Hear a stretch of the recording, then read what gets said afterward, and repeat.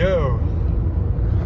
I'm heading to PA for my first field trip with Central PA's Rock and Mineral Club.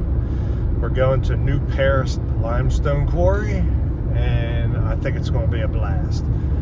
It's an overcast day, and I mean, you can't ask for more. It's low 70s. I think it's going to get up to the mid 80s today, which ain't bad. So let's go find some calcite and some fossils. Let's rock and roll. All right, here we go.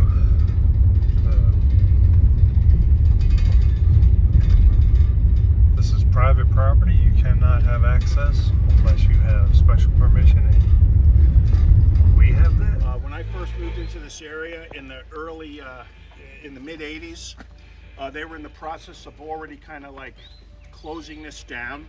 They were just selling off the remaining stuff from the big field down below. And then the quarry became inactive around 2017, 2018. They wanted to sell it, and they offered it to us at Pitt. We bring our students here and had been bringing them here all the time. It's kind of like our outdoor field station for mapping and paleontology and structure.